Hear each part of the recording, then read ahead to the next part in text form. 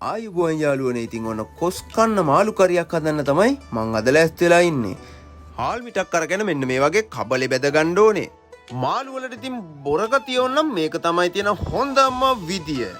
කොස් කියන්නේ ඉතින් මගේ ආසම කෑමක්. ඒකට ඉතින් මාළු කරියක් එක්ක පොල් සම්බල් තිබ්බ කියන්නේ ඒකේ රහ කියලා වැඩක් නැහැ. ඔන්න ඉතින් බෙදගත්තු හාල් ටිකට මිරිස් 3-5 දාලා අඹර ගන්න තමයි ලෑස්ති වෙලා තියෙන්නේ. ඒ නිසා ඔන්න අඹරුම් ගලට තියලා ඒකට ඕන කරන මිරිස් 3-5 ටික දාන එක තමයි මේ කරන්නේ. ඒකට ඉතින් මේ මිරිස් කුඩු ගම් මිරිස් 3-5 එනසාල් කරාබුණටි කුරුඳු කියන ටික තමයි එකතු කරන්නේ. අඹරලා ගන්න නිසා ලුණු ඇට ටිකකුත් ඉතින් මේකට එකතු කරගන්නවා. කියන්න බැරි වුණා සාදික පුවක් කෑල්ලකුත් අපි මේකටම දාගත්තා. අපේ අම්මලා කියන විදිහට මිරිස් ගලේ අඹර ගන්න එක දැන් කාලේ ඔය බ්ලෙන්ඩරේ කොටනවා වගේ නෙවෙයි. ඒකේ වෙනමම රහක් තමයි තියෙන්නේ. ඔන්න මේ ටික නම් ඉතින් මං අම්මට කියලා අඹර ගත්තා. මාළු ටික නම් කපලා තියෙන්නේ මේ ටික හොඳට හොද ගන්න තමයි මම ලෑස්ති වෙලා ඉන්නුනේ. මම දෙපාරක්ම හොඳට පිරිසිදු වතුරෙන් හොදගත්තා. මේකට ඉතින් බලමාළු කෙලවල්ල පරව් වගේ හොඳයි. මං නම් ගත්තේ බලමාළු. ඔන්න ඉතින් ඊළඟට තියෙන අඹරගත්තු පේස්ට් එක මේකට දාලා කහටියකුත් දාලා මේක හොඳට අතින් කලවම් කරගන්න. ඒක මේක අතින්ම කරගන්න ඕනේ. හැඳි වලින් කළා නම් මේකේ රසය හරියට එන්නේ නැහැ. ඔන්න ඉතින් ආයෙත් ලිපත් එක්ක ගනුදෙනුව තමයි දැන් තියෙන්නේ. ඔන්න ඉතින් හට්ටියක් ලිපේ තියලා ඒකට පොල් තෙල් ටිකක් තමයි මම මේ දාගන්නේ. ඔන්න ඉතින් අද ගෙදර නිසා මම දර්ලිපේ තමයි මේක හදාගන්නේ. දර්ලිපේ හදන කෑම තවත් රහයි කියනවනේ. ඉස්සෙල්ලාම හා පුරා කියලා මේකට සුදු ලුණු ටිකක් තමයි මම මේ එකතු කරගත්තේ. ඊට පස්සේ රම්පේ කරපිංචත් මේකට දාගන්නවා. ඒ ටික තෙලේ කරවෙන අතර මේ විදිහට ඔවුමිරිස් ටිකත් මේකටම එකතු කරලා ඊළඟට අපි මේක කලවම් කරගන්න ඕනේ. මේ ටික බෙදනකොට ඉතින් මාර සුවඳක් තමයි එන්නේ. ගේ පුරා ගේ වටේ හැමතැනම මේකේ සුවඳ තමයි පැතිරෙන්නේ. මේ ටික සුවඳ බෙදමින් බෙදෙන අතරතුරේ ඊළඟට තක්කාලි ටික තමයි මම එකතු කරන්න හදන්නේ. මම නම් හැබැයි තක්කාලි ගෙඩි දෙකක් විතර එකතු කරගත්තා. ඔන්න ඉතින් මේ ටික කෙමෙන් බැදෙන අතරතුරේ මම මේකටම මිරිස් 3-5 ටික එකතු කරන්න තමයි ලෑස්ති වෙලා ඉන්නේ. මිරිස් 3-5 ටිකත් ඉතින් තෙලෙම බැදෙන්න ඕනේ. එතකොට තමයි මේකේ නියම රසය එන්නේ. ඔන්න ඉතින් මම ඉස්සෙල්ලම මිරිස් කුඩු ටිකක් එකතු කරා. මිරිස් කුඩු ටිකක් නැහැමින් දානවා. මොකද සැරට තමයි මම ටිකක් කැමති. හැබැයිටම කියන්න බැරි වුණා. පහුගිය කාලේ අම්මලා කොස්තම්බල කාලා තිනවා. මං හිටියේ නැහැ කියලා තමයි අද මට කන්නම කොස්තම්බල තියෙන්නේ. ඒකට ඉතින් මං උපරිම සාධාරණයක් කරන්න ඕනේ. ඒ නිසා තමයි මං කැමතිම විදියට මේ මාළු කරියක් හදාගන්න යන්නේ.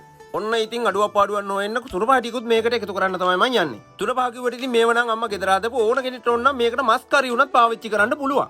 ඔන්න ඉතින් මේ ටික තෙලේ කලවම් වෙලා එනකොට පේන ලස්සන පාට බලන්නකෝ. ඔන්න ඉතින් මේ ටික දැන් ගානට පදමට ඇවිල්ලා දැන් මේකට අර මාළු ටික දාගන්න තමයි තියෙන්නේ. මං නම් ඔන්න මාළු ටික දාලා පොඩ්ඩක් හැන්දෙන් එහෙට මෙහෙට කරනවා. හැබැයි පොඩි වෙන්නේ නැතුව කරන දෙයක් කරගන්න ඕනේ. ඒකත් කරලා ඉතින් ටිකක් වෙලා මේකේ මේ තෙලේම පොඩ්ඩක් තැම්බෙන්න දෙන්න තමයි තියෙන්නේ.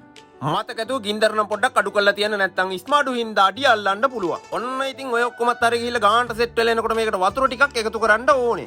මාළු තැම්බෙන්න යන වතුර ප්‍රමාණයට අවශ්‍ය කරන හොදි ප්‍රමාණයක් හිතින් හිතාගෙන තමයි වතුර එකතු කරගන්න ඕනේ. ඔය ටික කරලා ඉතින් ලොකුට කාල් ගන්න යන්න එපා. එතකොට මාළු ටික කැඩිලා යනවා. හැන්දෙන් පොඩ්ඩක් එහෙට මෙහෙට කරාට කමන්නේ. එහෙම නැත්නම් හට්ටිය පොඩ්ඩක් හෙල්ලුවා නම් ගානට කලවම් වෙලා එනවා. ඔන්න ඉතින් ඊළඟ ස්ටෙප් එක තමයි දරාගෙන ඉන්න අමාරු. හොඳට තැම්බිල කියලා එනකොට සුවඳ පදම ගානට එනකොට ටිකක් බලන් ඉන්න අමාරුයි. ඕන් ඔය පේන පාටිම හිතා ගන්නකෝ සුවඳයි රසයි කොහොම තියෙන්නේ නැද්ද කියලා. කොහොම හරි වන්න මාළු කරිය වැඩ ටික නම් ඉවර කරගත්තා. පොඩියට ඩෙකරේෂන් පාරකුත් තියෙන ඕනේ හින්දා ඉතින් මං රවුමට කපාගත්ත ලුණු ටිකක් එහෙමත් උඩින් දානවා. අමුමිරිස් කරලකුත් කපලා ඉතින් උඩින් චුට්ටක් දානවා. ඒක ඉතින් වැඩි වැඩක් වුණත් ආසාවට ඔයගේ දේවල් කරන්න හිතෙනවනේ. හැබැයිටම සමාවෙන්න ඕනේ කියන්න බැරි වුණාට මේකට අර වතුර එකතු කරන වෙලාවට ගොරක බිකි දෙක තුනකුත් එකතු කරගන්න ඕනේ. අද ඉතින් මේ මාළු ඇදිල්ල හදිසියට පළවෙච්ච වැඩන්නේ. ඒ නිසා තමයි ඉතින් වීඩියෝ එක පොඩ්ඩක් එහෙට මෙහෙට වෙලා තියෙන්නේ. ඒක ගැන පොඩ්ඩක් වැඩි හිතන්න එපා. දැන් තමයි ඉතින් මගේ ආසම අධියරේ තියෙන්නේ. ඔන්න ඉතින් බලා ගන්නකෝ අපේ අම්මා කොස්තම්බපු එක. හොඳට පිටිගරියත් එක්ක මේ කොස් නම් මරු. ඔන්න මං හදපු මාළු එක තියෙනවා. මෙහා පැත්තෙන් තියෙනවා අපේ අම්මා හදලා අඹරලා ගත්තු පොල් සම්බල් එක. ඔන්න ඉතින් පිඟානක් කරන් මං කොස් ටිකක් බෙදාගත්ත. දැනට ටිකයි බෙදාගන්නේ. ආයෙ තව ටිකක් පස්සේ කනවා. ඒකට ඉතින් පොල් සම්බල් ටිකකුයි මාළු හොදි ටිකකුයි මාළු කෑලි ටිකකුයි එකතු කරගත්තන් ඊළඟට ඉතින් කන්න තමා තියෙන්නේ. අපි ඉතින් රස්සාවල් වලට ගියාම මේ වගේ කෑම ලැබෙනව අඩුනේ. ඒ නිසා තමයි ආවට පස්සේ අම්මා මේ වගේ කෑම හදලා දෙන්නේ. ඉතින් කියන්න දෙයක් නැහැ. කොස් කන්න විතරක් නෙවෙයි පාන් කන්න රොටි කන්නත් මේ මාළු හොද්දනම් සුපිරි. ඉතින් බෝඩිමට ගියාම යාළුවන් එක පාන් කන්නත් මේක හදන්න බලාපොරොත්තුවක් තියෙනවා. ඉතින් හදත් ඉඩිය කඩයක් තිබ්බොත් ඒකත් වීඩියෝ කරලා මම මේකට දාන්න බලන්න. ඕන් ඉතින් පිරිසුදු හදාගත් මාළු ටිකත් මෙන්න මේ විදිහට තමයි මගේ පිඟානට ආවේ. හෙමින් වීඩියෝ කර මේ බෙදුවට පුදුම විසීමක් ඒ වෙලාවේ මම ළඟ තිබුණේ.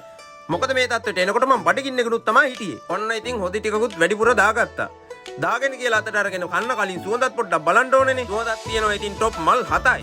ඕගොල්ලන්ට පේන නිසා ඉතින් චුට්ටක් අරගෙන ලැජ්ජාවෙන් වගේ පොඩ්ඩක් කාලා රහ බැලුවේ. වීඩියෝ එක ඉවරුණාට පස්සේ ඉතින් මගේ සුපුරුදු අනුභව රටාවට මම අනුභව කරා.